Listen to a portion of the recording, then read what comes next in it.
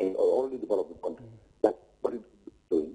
So that we can have youth competition at schools, like juniors, intermediate, seniors, whereby we can handpick at least a 30-man squad from 15 and train them to 17, whereby we will have correct under 17, which we will never have problem to scout because there are football competitions going on in the schools.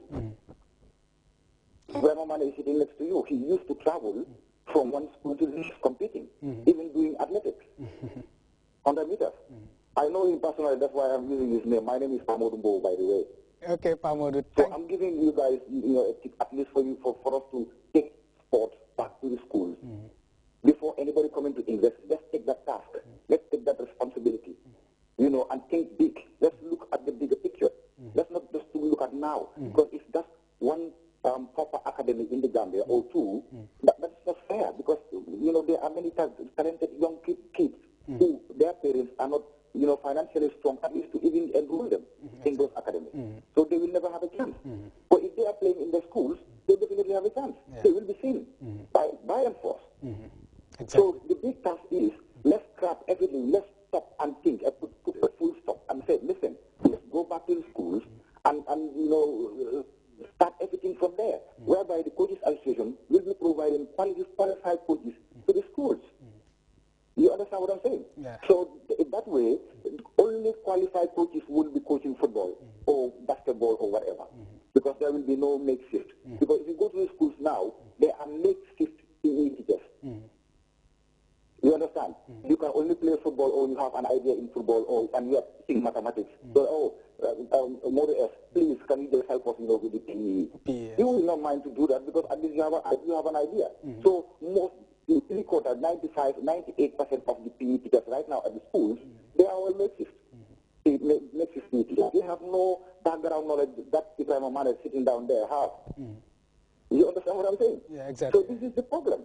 Our problem is, let's just take everything back to the schools, and the problem we will have enough competitive players to choose from. We'll have options, not options, but options.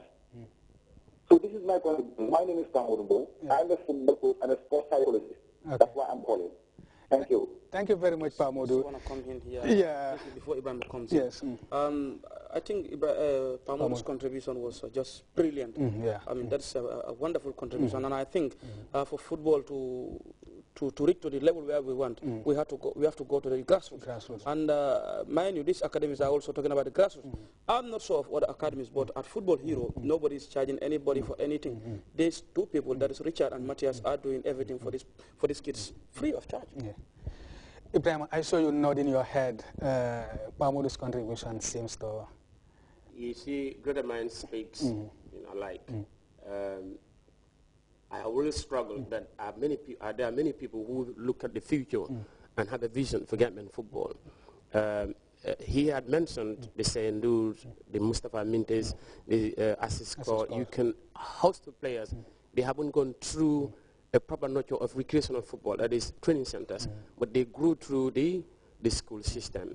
And the GFF, the current GFF, have a comprehensive program for school football.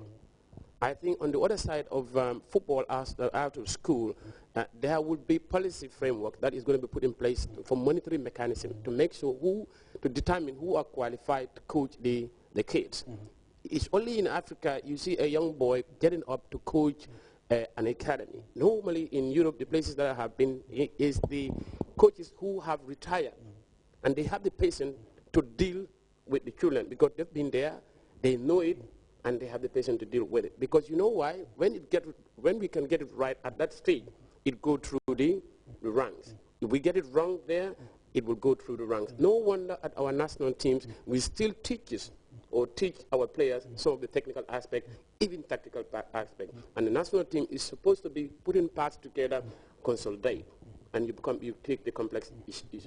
So I am very happy that somebody like, I think many of them would have been out there, but I think the opportunity, when we have the opportunity, we should embrace it, but we should make sure it become a quality control. What is the quality control? To make sure, because I wasn't really aware that they met the GFF, but I know I'll come to know about it.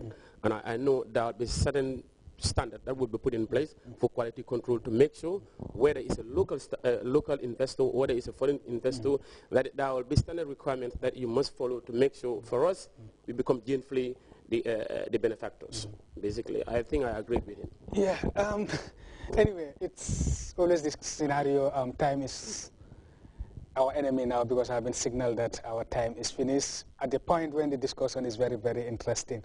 But I believe that's the essence of this program, Multi-Sports, to talk about important things that will move our sports forward. And Pamodu's contribution widened our discussion, but unfortunately we cannot go further. I believe we have to take up this in our subsequent sports, multi-sports programs to discuss about it, because I believe it's a very, very important thing to develop our sport from the grassroots, the school system, the football academies, so that our football will have the foundation to move on.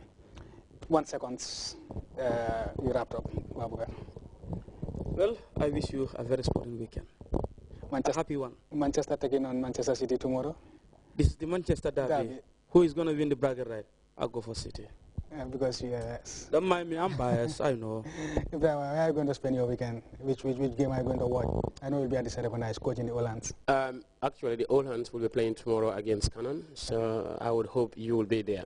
Maybe if no one is there, if you are there, I'm fine, and thank you. I'll be there because I'm part of the All Hands. No, you haven't got a place yet. I'm nursing an injury. This year I've not yet started playing for the All Hands. Well, if you are watching, this is multi-sports, and that background that I know some of you are enjoying is at the Serekunda West Nawetan. This was Canifing United, if I'm right, taking... Apapa. Yeah, on Apapa. I think Apapa won by 1-0. You can see how it was interesting. You can see the pictures. They're playing the ball very beautifully there. Well, that is multi-sports. That's where we bring down the curtains for this edition. Do join us next week, Saturday, at the same time, here on GRTS. I'm Mohamed S. Jallo. Bye-bye.